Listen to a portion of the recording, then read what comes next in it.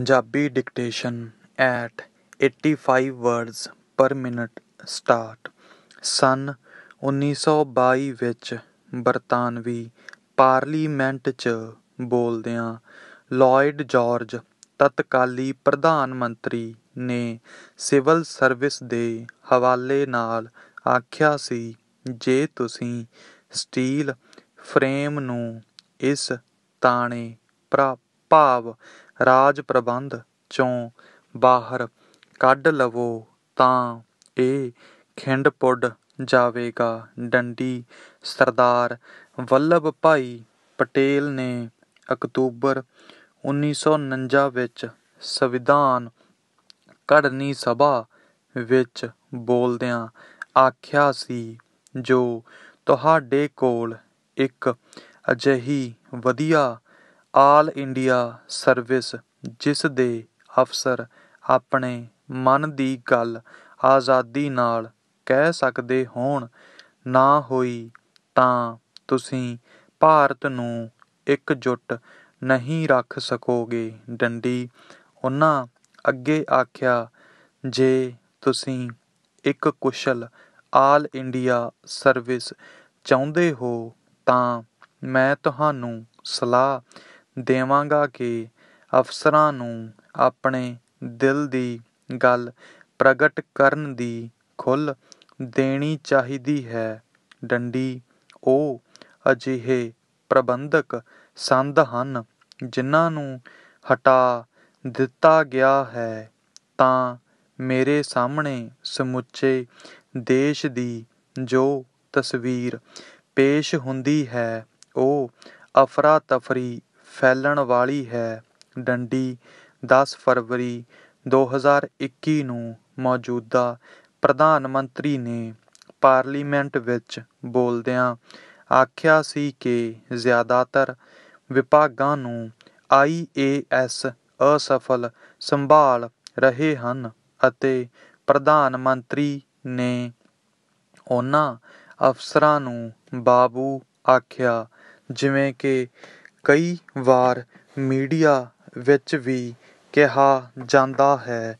ਡੰਡੀ ਇਹ ਹੈਰਾਨੀ ਦੀ ਗੱਲ ਸੀ ਕਿਉਂਕਿ ਅਕਸਰ ਪ੍ਰਧਾਨ ਮੰਤਰੀ ਅਫਸਰਸ਼ਾਹੀ 'ਤੇ ਬਹੁਤ ਜ਼ਿਆਦਾ ਭਰੋਸਾ ਜਤਾਉਂਦੇ ਰਹੇ ਹਨ। ਡੰਡੀ ਕੋਈ ਸਮਾਂ ਸੀ ਜਦੋਂ ਦੇਸ਼ ਦੀ ਇਕਜੁੱਟਤਾ ਵਾਸਤੇ ਅਫਸਰਾਂ ਨੂੰ ਸਟੀਲ ਦੀ ਫਰੇਮ ਕਿਹਾ ਜਾਂਦਾ ਸੀ ਤੇ ਫਿਰ ਔਜ਼ਾਰ ਕਹਿਣ ਲੱਗੇ ਅਤੇ ਅੰਤ ਨੂੰ ਬਾਬੂ ਸ਼ਬਦ ਰਾਹੀਂ ਮਜ਼ਾਕੀਆ ਪਾਤਰ ਬਣਾ ਦਿੱਤੇ ਗਏ। ਡੰਡੀ ਅਜ਼ਮਤ ਤੋਂ ਲੈ ਕੇ ਮਜ਼ਾਕੀਆ ਪੱਧਰ ਦੀ ਤਸ਼ਬੀਹ ਤੱਕ ਆਉਣ ਦੇ ਇਸ ਸਫ਼ਰ ਨੂੰ ਪੂਰਾ ਹੋਣ 'ਚ 73 ਸਾਲ ਲੱਗ ਗਏ। ਡੰਡੀ ਇਸ ਕਿਸਮ ਦੀ ਸ਼ਾਸਕੀ ਪ੍ਰਣਾਲੀ ਵਿੱਚ ਅਸੀਂ ਕੇਂਦਰ ਅਤੇ ਰਾਜਾਂ ਵਿੱਚ ਸਰਕਾਰ ਚਲਾਉਣ ਲਈ ਚੁਣੇ ਹੋਏ ਸਿਆਸਤਦਾਨਾਂ ਦੀ ਚੋਣ ਕਰਦੇ ਹਾਂ। ਉਸ ਵਿੱਚ ਆਲ ਇੰਡੀਆ ਸਰਵਿਸਿਜ਼ ਸ਼ਾਸਨ ਦੇ ਔਜ਼ਾਰ ਹੁੰਦੇ ਹਨ। ਡੰਡੀ ਹੌਲੀ ਹੌਲੀ ਸਿਆਸੀ ਜਮਾਤ ਨੇ ਅਫਸਰਸ਼ਾਹੀ ਦੀਆਂ ਸ਼ਕਤੀਆਂ ਹਥਿਆ ਲਈਆਂ ਅਤੇ ਉਸ ਨੇ ਆਪਣੀਆਂ ਨਿੱਜੀ ਜਾਗੀਰਾਂ ਦੀ ਤਰ੍ਹਾਂ ਸਰਕਾਰਾਂ ਚਲਾਉਣੀਆਂ ਸ਼ੁਰੂ ਕਰ ਦਿੱਤੀਆਂ। ਡੰਡੀ ਆਪਣੇ ਸਿਆਸੀ ਤੇ ਜ਼ਾਤੀ ਹਿੱਤ ਸਾਧਣ ਵਾਸਤੇ ਕਾਨੂੰਨ ਤੋੜੇ ਮਰੋੜੇ ਜਾਣ ਲੱਗੇ ਅਤੇ ਸਿਸਟਮ ਵਿੱਚ ਚੋਰ ਰਸਤੇ ਬਣਾਏ ਜਾਣ ਲੱਗੇ। ਡੰਡੀ ਸਮਾਂ ਪਾ ਕੇ ਕੁਝ ਬੇਈਮਾਨ ਅਫਸਰ ਵੀ ਇਸ ਸਿਆਸੀ ਪ੍ਰਬੰਧ ਦੇ ਅਜਿਹੇ ਅਨਸਰਾਂ ਨਾਲ ਮਿਲ ਗਏ ਅਤੇ ਹੁਣ ਇਹ ਬਿਮਾਰੀ ਹੇਠਲੇ ਪੱਧਰ ਤੱਕ ਪਹੁੰਚ ਗਈ ਹੈ। ਡੰਡੀ ਅਸਲ ਵਿੱਚ ਇਹ ਇੱਕ ਮਹਾਮਾਰੀ ਬਣ ਚੁੱਕੀ ਹੈ, ਜਿਸ ਖਿਲਾਫ ਇੱਕੋ ਇੱਕ ਵੈਕਸੀਨ ਤੁਹਾਡੀ ਜ਼ਮੀਰ ਜਾਂ ਦ੍ਰਿੜ ਇੱਛਾ ਸ਼ਕਤੀ ਹੀ ਹੈ, ਜਿਸ ਦੇ ਸਹਾਰੇ ਤੁਸੀਂ ਸਟੈਂਡ ਲੈ ਸਕਦੇ ਹੋ ਤੇ ਆਪਣੇ ਮਨ ਦੀ ਗੱਲ ਕਹਿ ਸਕਦੇ ਹੋ। ਡੰਡੀ ਅਫਸੋਸ ਦੀ ਗੱਲ ਇਹ ਹੈ ਕਿ ਅਜਿਹਾ ਕਰਨ ਤੇ ਕਹਿਣ ਵਾਲੇ ਥੋੜ੍ਹੇ ਹੀ ਬਚੇ ਹਨ, ਜਿਨ੍ਹਾਂ ਸਦਕਾ ਇਹ ਸਿਸਟਮ ਅਜੇ ਡਿੱਗਣ ਤੋਂ ਬਚਿਆ ਹੋਇਆ ਹੈ। ਡੰਡੀ full stop. Punjabi dictation at speed 95 words ਪਰ ਮਿੰਟ। ਹਾਂਜੀ, ਸਟਾਰਟ। ਮੈਂ ਇਸ ਤਫਸੀਲ 'ਚ ਨਹੀਂ ਜਾਵਾਂਗਾ ਕਿ ਸੰਸਥਾਵਾਂ ਨੂੰ ਕਿੰਜ ਬਰਬਾਦ ਕੀਤਾ ਗਿਆ, ਕਾਨੂੰਨਾਂ ਤੇ ਨੇਮਾਂ ਨੂੰ ਕਿਵੇਂ ਤੰਗ ਕੀਤਾ ਗਿਆ, ਇਸ ਖੇਡ ਦੇ ਪਾਤਰਾਂ ਨੂੰ ਕਿਵੇਂ ਨਿਵਾਜਿਆ ਗਿਆ ਅਤੇ ਜ਼ਮੀਰ ਪ੍ਰਸਤ ਬੰਦਿਆਂ ਨੂੰ ਕਿਵੇਂ ਖੁੱਡੇ ਲਾਈਨ ਲਾਇਆ ਗਿਆ। ਡੰਡੀ ਇਸ ਸਮੁੱਚੇ ਅਮਲ ਵਿੱਚ ਜ਼ਿਆਦਾਤਰ ਅਫਸਰ ਆਪਣੀ ਮਰਜ਼ੀ ਨਾਲ ਸ਼ਰੀਕ ਹੋ ਚੁੱਕੇ ਹਨ ਅਤੇ ਉਹ ਆਪਣੀ ਜ਼ੁਬਾਨ ਖੋਲ੍ਹਣ ਤੋਂ ਤ੍ਰਹਿੰਦੇ ਹਨ, ਕਿਤੇ ਸਿਆਸਤਦਾਨ ਖਫ਼ਾ ਨਾ ਹੋ ਜਾਣ। ਡੰਡੀ ਸਿਆਸਤਦਾਨਾਂ, ਅਫਸਰਸ਼ਾਹੀ, ਨਿਆਂਪਾਲਿਕਾ ਸਹਿਤ ਚਹੇਤੇ ਕਾਰੋਬਾਰੀਆਂ ਤੇ ਸਨਅਤਕਾਰਾਂ ਦਾ ਇਹ ਗੱਠਜੋੜ ਲਗਭਗ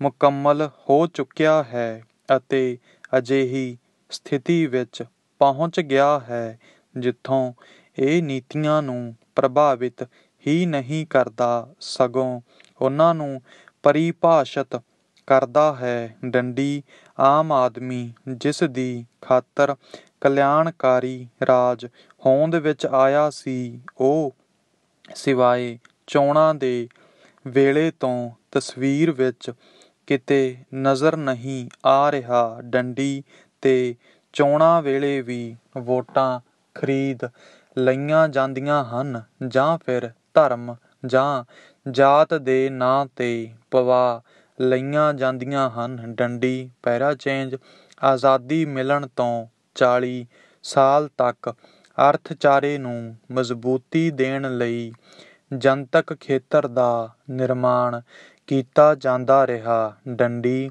ਜਦੋਂ ਅੰਗਰੇਜ਼ ਦੇਸ਼ ਛੱਡ ਕੇ ਗਏ ਸਨ ਤਾਂ ਉਦੋਂ ਕੋਈ ਗਿਣਨਯੋਗ ਪ੍ਰਾਈਵੇਟ ਖੇਤਰ ਮੌਜੂਦ ਨਹੀਂ ਸੀ। ਡੰਡੀ ਉਹ ਆਪਣੇ ਪਿੱਛੇ ਕੋਈ ਬੁਨਿਆਦੀ ਢਾਂਚਾ ਨਹੀਂ ਛੱਡ ਕੇ ਗਏ, ਕਿਉਂਕਿ ਦੇਸ਼ ਦੇ ਵਿਕਾਸ ਵਿੱਚ ਉਨ੍ਹਾਂ ਦੀ ਕੋਈ ਦਿਲਚਸਪੀ ਨਹੀਂ ਸੀ। ਡੰਡੀ ਇਹ ਮੁੱਢ ਤੋਂ ਉਸਾਰਨ ਵਰਗੀ ਗੱਲ ਸੀ ਅਤੇ ਇਸਦਾ ਨਿਰਮਾਣ ਦੂਰ-ਦ੍ਰਿਸ਼ਟੀ, ਜ਼ਹੀਨਤਾ, ਚੱਟਾਨ ਵਰਗੀ ਦਿਆਨਤਦਾਰੀ ਅਤੇ ਕਾਨੂੰਨ ਦੇ ਰਾਜ ਵਿੱਚ ਮੁਕੰਮਲ ਭਰੋਸਾ ਰੱਖਣ ਵਾਲੇ ਲੋਕਾਂ ਨੇ ਕੀਤਾ ਸੀ। ਡੰਡੀ ਉਨ੍ਹਾਂ ਸੰਵਿਧਾਨ ਘਾੜਿਆਂ ਅਤੇ ਇਸ ਵਿਚਲੇ ਅਸੂਲਾਂ ਤੇ ਪਹਿਰਾ ਦਿੱਤਾ। ਡੰਡੀ ਅਫਸਰਾਂ ਨਾਲ ਰਲ ਕੇ ਉਨ੍ਹਾਂ ਡੈਮਾਂ, ਸਿੰਜਾਈ ਸੁਵਿਧਾਵਾਂ, ਸਟੀਲ ਪਲਾਂਟਾਂ, ਵਿਗਿਆਨਕ ਸਿੱਖਿਆ ਅਦਾਰਿਆਂ ਅਤੇ ਸ਼ਾਂਤਮਈ ਮੰਤਵਾਂ ਲਈ ਪਰਮਾਣੂ ਊਰਜਾ, ਖੇਤੀਬਾੜੀ ਯੂਨੀਵਰਸਿਟੀਆਂ, ਸੀਮੈਂਟ ਫੈਕਟਰੀਆਂ ਅਤੇ ਦੇਸ਼ ਦੇ ਅਰਥਚਾਰੇ ਨੂੰ ਚਹੁੰ-ਮੁਖੀ ਵਿਕਾਸ ਦੇ ਰਾਹ ਪਾਉਣ ਲਈ ਦਰਕਾਰ ਹੋਰਨਾਂ ਬਹੁਤ ਸਾਰੀਆਂ ਚੀਜ਼ਾਂ ਦਾ ਤਾਣਾ-ਬਾਣਾ ਉਸਾਰਿਆ ਸੀ। ਡੰਡੀ ਸਾਰੇ ਕੌਮਾਂਤਰੀ ਮੰਚਾਂ ਤੇ ਭਾਰਤ ਦੀ ਆਵਾਜ਼ ਅਦਬ ਸਤਿਕਾਰ ਨਾਲ ਸੁਣੀ ਜਾਂਦੀ ਸੀ। ਡੰਡੀ ਇਹ ਸਭ ਕੁਝ ਇਸ ਕਰਕੇ ਸੰਭਵ ਹੋਇਆ ਕਿਉਂਕਿ ਕਿਸੇ ਕਿਸਮ ਦਾ ਕੋਈ ਗੱਠਜੋੜ ਨਹੀਂ ਬਣਿਆ ਹੋਇਆ ਸੀ, ਸਗੋਂ ਸਾਰੇ ਨਾਗਰਿਕ, ਸਿਆਸੀ ਆਗੂ ਅਤੇ ਅਫਸਰ ਇੱਕ-ਦੂਜੇ ਦੇ ਮੋਢੇ ਨਾਲ ਮੋਢਾ ਜੋੜ ਕੇ ਤਰੱਕੀ ਦੇ ਕੌਮੀ ਪਹੀਏ ਨੂੰ ਘੁਮਾਉਣ ਵਿੱਚ ਜੁਟੇ ਨਜ਼ਰ ਆ ਰਹੇ ਸਨ। ਡੰਡੀ ਪੈਰਾ ਚੇਂਜ ਜਨਤਕ ਖੇਤਰ ਦੀ ਕਾਰਕਰਦਗੀ ਕਿਵੇਂ ਡਿੱਗਣੀ ਸ਼ੁਰੂ ਹੋਈ? ਇਹਨਾਂ ਵਿੱਚ ਆਲ ਇੰਡੀਆ ਸਰਵਿਸਜ਼ ਦੇ ਅਫਸਰ ਨਿਯੁਕਤ ਕੀਤੇ ਹੋਏ ਸਨ, ਜਿਨ੍ਹਾਂ ਦੀ ਚੋਣ ਬਹੁਤ ਹੀ ਸਖਤ ਪ੍ਰਣਾਲੀ ਰਾਹੀਂ ਕੀਤੀ ਜਾਂਦੀ ਸੀ, ਜਿਨ੍ਹਾਂ ਨੂੰ ਬਿਹਤਰੀਨ ਸੰਸਥਾਵਾਂ ਵਿੱਚ ਸਿਖਲਾਈ ਦਿੱਤੀ ਜਾਂਦੀ ਸੀ ਅਤੇ ਫੀਲਡ ਸਕੱਤਰੇਤ ਵਿੱਚ ਕੰਮ ਕਰ ਚੁੱਕੇ ਤੇ ਕਾਬਲੀਅਤ ਤੇ ਦਿਆਨਤਦਾਰੀ ਪੱਖੋਂ ਮੰਨੇ-ਪ੍ਰਮੰਨੇ ਸੀਨੀਅਰ ਅਫਸਰਾਂ ਵੱਲੋਂ ਗੁਰ ਦਿੱਤੇ ਜਾਂਦੇ ਸਨ। ਡੰਡੀ ਮੈਂ 2002 ਤੋਂ 2007 ਤੱਕ UPSC ਦਾ ਹਿੱਸਾ ਰਿਹਾ ਸਾਂ ਅਤੇ ਮੈਂ ਬਿਨਾਂ ਕਿਸੇ ਝਿਝਕ ਤੋਂ ਇਹ ਕਹਿ ਸਕਦਾ ਹਾਂ ਕਿ ਹਰ ਸਾਲ ਸਿਵਲ ਸਰਵਿਸਜ਼ ਪ੍ਰੀਖਿਆ ਵਿੱਚ ਬੈਠਣ ਵਾਲੇ ਲੱਖਾਂ ਨੌਜਵਾਨਾਂ 'ਚੋਂ ਸ਼ਾਇਦ ਹੀ ਕਦੇ ਕਿਸੇ ਨੇ UPSC ਦੀ ਸਾਫ਼ ਗੋਈ ਅਤੇ ਦਿਆਨਤਦਾਰੀ 'ਤੇ ਸਵਾਲ ਉਠਾਇਆ ਹੋਵੇਗਾ। ਡੰਡੀ ਸਾਡੀਆਂ ਯੂਨੀਵਰਸਿਟੀਆਂ, ITIs, IIMs, ਪ੍ਰੋਫੈਸ਼ਨਲ ਕਾਲਜਾਂ ਅਤੇ ਹੋਰ ਪ੍ਰਮੁੱਖ ਸੰਸਥਾਵਾਂ ਦੇ ਸਭ ਤੋਂ ਹੋਣਹਾਰ ਨੌਜਵਾਨ ਲੜਕੇ-ਲੜਕੀਆਂ ਇਸ ਪ੍ਰੀਖਿਆ ਵਿੱਚ ਬੈਠਦੇ ਹਨ ਅਤੇ ਅੰਤ ਨੂੰ ਹਜ਼ਾਰ ਕੁ ਨੌਜਵਾਨ ਇਸ 'ਚੋਂ ਪਾਸ ਹੁੰਦੇ ਹਨ। ਡੰਡੀ full stop. Dictation at speed 105 words ਪਰ ਮਿੰਟ। ਡਿਕਟੇਸ਼ਨ ਸਟਾਰਟਸ ਨਾਓ। ਸਮੱਸਿਆ ਉਦੋਂ ਸ਼ੁਰੂ ਹੁੰਦੀ ਹੈ ਜਦੋਂ ਉਹ ਰਾਜਾਂ ਵਿੱਚ ਜਾਂਦੇ ਹਨ, ਫੀਲਡ ਵਿੱਚ ਤਾਇਨਾਤ ਕੀਤੇ ਜਾਂਦੇ ਹਨ ਅਤੇ ਪੰਚਾਇਤਾਂ, ਨਗਰ ਕੌਂਸਲਾਂ ਤੇ ਨਿਗਮਾਂ, ਵਿਧਾਇਕਾਂ, ਸੰਸਦ ਮੈਂਬਰਾਂ, ਮੰਤਰੀਆਂ ਆਦਿ ਦੇ ਚੁਣਾਵੀ ਢਾਂਚੇ ਨਾਲ ਉਨ੍ਹਾਂ ਦਾ ਵਾਹ-ਵਾਸਤਾ ਪੈਂਦਾ ਹੈ। ਡੰਡੀ ਉਦੋਂ ਉਨ੍ਹਾਂ ਨੂੰ ਪਤਾ ਲੱਗਣਾ ਸ਼ੁਰੂ ਹੁੰਦਾ ਹੈ ਕਿ ਸਿਧਾਂਤ ਅਤੇ ਵਿਹਾਰ ਵਿੱਚ ਕੀ ਫਰਕ ਹੈ। ਡੰਡੀ ਜਦੋਂ ਉਨ੍ਹਾਂ ਨੂੰ ਗਲਤ ਕੰਮ ਕਰਨ ਲਈ ਮਜਬੂਰ ਕੀਤਾ ਜਾਂਦਾ ਹੈ ਤਾਂ ਉਹ ਆਪਣੇ ਸੀਨੀਅਰਾਂ ਵੱਲ ਤੱਕਦੇ ਹਨ, ਪਰ ਕੋਈ ਵਿਰਲਾ ਟਾਵਾਂ ਹੀ ਉਨ੍ਹਾਂ ਦੀ ਮਦਦ ਲਈ ਅੱਗੇ ਆਉਂਦਾ ਹੈ। ਡੰਡੀ ਆਖਰ ਫੀਲਡ ਵਿੱਚ ਅਜਿਹਾ ਕਿਹੋ ਜਿਹਾ ਮਾਹੌਲ ਹੈ ਜਿੱਥੇ ਕਾਨੂੰਨ ਦੇ ਰਾਜ ਅਤੇ ਚੰਗੇ ਸ਼ਾਸਨ ਦੀ ਪੇਸ਼ ਨਹੀਂ ਜਾਣ ਦਿੱਤੀ ਜਾਂਦੀ? ਅਸਲ ਵਿੱਚ ਇਹ ਗੱਲ ਸਾਰੇ ਪੱਧਰਾਂ ਤੇ ਰਾਜਨੀਤੀ ਵਿੱਚ ਦਾਖਲ ਹੋਣ ਵਾਲੇ ਬੰਦਿਆਂ ਦੀ ਗੁਣਵੱਤਾ ਨਾਲ ਜੁੜੀ ਹੋਈ ਹੈ। ਡੰਡੀ ਲਗਭਗ 200 ਤੋਂ ਵੱਧ ਸੰਸਦ ਮੈਂਬਰਾਂ ਦਾ ਅਪਰਾਧਿਕ ਪਿਛੋਕੜ ਹੈ ਅਤੇ ਇਨ੍ਹਾਂ 'ਚੋਂ ਕੁਝ ਮੰਤਰੀ ਵੀ ਬਣੇ ਹੋਏ ਹਨ। ਡੰਡੀ ਸੂਬਾਈ ਪੱਧਰ ਤੋਂ ਲੈ ਕੇ ਪੰਚਾਇਤਾਂ ਤੱਕ ਇਹੋ ਹਾਲ ਹੈ। ਡੰਡੀ ਇਹੋ ਜਿਹੇ ਸਿਆਸੀ ਢਾਂਚੇ ਵਿੱਚ ਉਹੋ ਜਿਹੇ ਔਜ਼ਾਰ ਹੀ ਦਰਕਾਰ ਹਨ ਜੋ ਮੰਦੇ ਕੰਮ ਕਰ ਸਕਣ। ਡੰਡੀ ਇਸ ਤੋਂ ਬਾਅਦ ਅਫਸਰਸ਼ਾਹ ਸਿਆਣੇ ਬਣਨਾ ਸ਼ੁਰੂ ਕਰ ਦਿੰਦੇ ਹਨ ਅਤੇ ਉਨ੍ਹਾਂ 'ਚੋਂ ਬਹੁਤੇ ਸਿਸਟਮ ਦੇ ਤੌਰ ਤਰੀਕਿਆਂ ਵਿੱਚ ਢਲ ਜਾਂਦੇ ਹਨ ਅਤੇ ਫਿਰ ਤੁਹਾਨੂੰ ਉਨ੍ਹਾਂ ਦੀ ਚਾਲ-ਢਾਲ ਵੀ ਬਦਲਦੀ ਦਿਸਣ ਲੱਗਦੀ ਹੈ। ਡੰਡੀ ਪੈਰਾ ਚੇਂਜ ਜੇ ਅਸੀਂ ਕੋਈ ਤਬਦੀਲੀ ਲਿਆਉਣ ਲਈ ਗੰਭੀਰ ਹਾਂ ਤਾਂ ਸਾਨੂੰ ਸਿਆਸੀ ਢਾਂਚੇ ਤੋਂ ਸ਼ੁਰੂਆਤ ਕਰਨੀ ਚਾਹੀਦੀ ਹੈ। ਡੰਡੀ ਉੱਘੇ ਕਾਨੂੰਨਦਾਨਾਂ, ਸੰਵਿਧਾਨਿਕ ਮਾਹਿਰਾਂ, ਸਾਰੀਆਂ ਸਿਆਸੀ ਪਾਰਟੀਆਂ ਦੇ ਨੁਮਾਇੰਦਿਆਂ ਆਦਿ ਦਾ ਇੱਕ ਵਿਸ਼ੇਸ਼ ਕਮਿਸ਼ਨ ਕਾਇਮ ਕੀਤਾ ਜਾਣਾ ਚਾਹੀਦਾ ਹੈ। ਡੰਡੀ ਉਸ ਨੂੰ ਮੌਜੂਦਾ ਹਾਲਾਤ 'ਤੇ ਕਰੜੀ ਨਿਗਾਹ ਮਾਰਨੀ ਚਾਹੀਦੀ ਹੈ ਅਤੇ ਸਾਰੀਆਂ ਸਿਆਸੀ ਪਾਰਟੀਆਂ ਲਈ ਇੱਕ ਵਿਹਾਰ ਜ਼ਾਬਤਾ ਬਣਾਉਣਾ ਚਾਹੀਦਾ ਹੈ, ਜਿਸ ਵਿੱਚ ਚੋਣਾਂ ਲਈ ਟਿਕਟਾਂ ਦੀ ਵੰਡ, ਮੰਤਰੀਆਂ ਦੀ ਚੋਣ, ਅਫਸਰਸ਼ਾਹਾਂ ਨਾਲ ਵਾਹ ਵਿਹਾਰ, ਤਬਾਦਲਿਆਂ ਅਤੇ ਨਿਯੁਕਤੀਆਂ ਵਿੱਚ ਦਖਲ ਅੰਦਾਜ਼ੀ,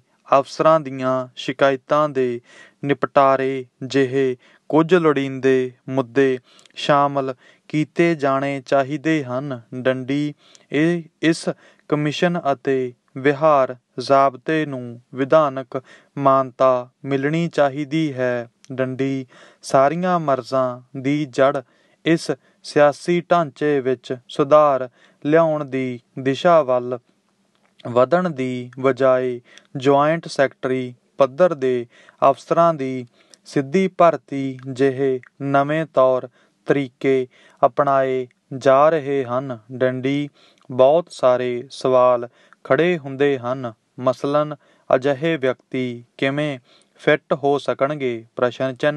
ਉਹ ਕਿਵੇਂ ਕੇਡਰ ਅਫਸਰਾਂ ਦੇ ਤਰੱਕੀ ਦੇ ਮੌਕਿਆਂ 'ਤੇ ਅਸਰ ਅੰਦਾਜ਼ ਹੋਣਗੇ? ਉਹਨਾਂ ਦੀ ਚੋਣ ਕਿਵੇਂ ਕੀਤੀ ਜਾਵੇਗੀ? ਕੀ ਕੋਈ ਰਾਖਵਾਂਕਰਨ ਹੋਵੇਗਾ? ਕਿਸੇ ਠੋਸ ਅਤੇ ਲੰਮੀ ਸੋਚ ਵਿਚਾਰ ਤੋਂ ਉਸਾਰੀ ਗਈ ਸੰਸਥਾ ਦਾ ਕੁਝ ਵਿਅਕਤੀ ਜਾਂ ਸੰਸਥਾਵਾਂ ਦਾ ਕੜਮੱਸ ਬਦਲ ਨਹੀਂ ਬਣ ਸਕਦੇ। ਡੰਡੀ ਸਾਡੀਆਂ ਸਥਾਪਤ ਸੰਸਥਾਵਾਂ ਕੋਲ ਸੰਸਥਾਈ ਗਿਆਨ ਦਾ ਅਥਾਹ ਭੰਡਾਰ ਹੈ, ਹਾਲਾਂਕਿ ਇਸਦੀ ਵਰਤੋਂ ਇਹਨਾਂ ਸੰਸਥਾਵਾਂ ਦੀ ਲੀਡਰਸ਼ਿਪ 'ਤੇ ਨਿਰਭਰ ਕਰਦੀ ਹੈ। ਡੰਡੀ ਪੈਰਾਚੇਂਜ, ਮੌਜੂਦਾ ਹਾਲਾਤ ਅਤੇ ਭਵਿੱਖ ਦੇ ਸੰਭਾਵੀ ਰੁਝਾਨਾਂ ਦੀ ਰੌਸ਼ਨੀ ਵਿੱਚ ਭਾਰਤ ਅਜਿਹੇ ਉੱਚ ਆਮਦਨੀ ਵਾਲੇ ਵਿਅਕਤੀਆਂ ਦੇ ਮਾਮਲਿਆਂ ਵਿੱਚ ਦੁਨੀਆ ਭਰ 'ਚੋਂ ਮੋਹਰੀ ਹੈ, ਜਿਹੜੇ ਹੋਰਨਾਂ ਦੇਸ਼ਾਂ ਦੇ ਸਥਾਈ ਬਾਸ਼ਿੰਦੇ ਬਣਨ ਦੀ ਤਾਕ ਵਿੱਚ ਹਨ ਅਤੇ ਦੇਸ਼ ਅੰਦਰ ਲੱਖਾਂ ਦੀ ਤਾਦਾਦ ਵਿੱਚ ਬੇਕਾਰ ਹਨ। ਡੰਡੀ ਇਹ ਦੋਵੇਂ ਕਿਸਮ ਦੇ ਭਾਰਤੀ ਵਿਦੇਸ਼ੀ ਧਰਤੀ 'ਤੇ ਜਾਣ ਅਤੇ ਉੱਥੇ ਕਿਸਮਤ ਅਜ਼ਮਾਉਣਾ ਲੋਚਦੇ ਹਨ। ਡੰਡੀ ਗਰੀਬ ਆਦਮੀ ਅਤੇ ਇਮਾਨਦਾਰ ਕਾਰੋਬਾਰੀ ਲਈ ਹੁਣ ਇੱਥੇ ਕੁਝ ਨਹੀਂ ਬਚਿਆ। ਡੰਡੀ ਸਿਸਟਮ ਉਹਨਾਂ ਦੀ ਪਰਵਾਹ ਨਹੀਂ ਕਰਦਾ, ਇਸ ਲਈ ਉਹਨਾਂ ਨੂੰ ਆਪ ਹੀ ਆਪਣੇ ਲਈ ਸਭ ਕੁਝ ਕਰਨਾ ਪੈਂਦਾ ਹੈ ਤੇ ਜ਼ਿਆਦਾਤਰ ਮੀਡੀਆ ਉਹਨਾਂ ਨੂੰ ਨਜ਼ਰਅੰਦਾਜ਼ ਕਰਦਾ ਹੈ। ਡੰਡੀ ਕਿਸਾਨ ਨੂੰ ਇਹ ਅਹਿਸਾਸ ਹੋ ਚੁੱਕਿਆ ਹੈ ਕਿ ਉਹ ਕਿਸ ਕਿਸਮ ਦੇ ਖਤਰੇ ਵਿੱਚ ਘਿਰੇ ਹੋਏ ਹਨ ਅਤੇ ਉਹ ਸ਼ਾਂਤਮਈ ਢੰਗ ਨਾਲ ਆਪਣੇ ਹੱਕਾਂ ਲਈ ਸੰਘਰਸ਼ ਕਰ ਰਹੇ ਹਨ। ਡੰਡੀ ਕੀ ਬਾਕੀ ਲੋਕ ਉਹਨਾਂ ਨਾਲ ਜੁੜਨਗੇ? ਇਹ ਵਕਤ ਹੀ ਦੱਸੇਗਾ। ਡੰਡੀ ਲੇਖ ਦੇ ਲੇਖਕ, ਸਾਬਕਾ ਚੇਅਰਮੈਨ UPSC ਅਤੇ ਸਾਬਕਾ ਰਾਜਪਾਲ ਮਣੀਪੁਰ। ਡੰਡੀ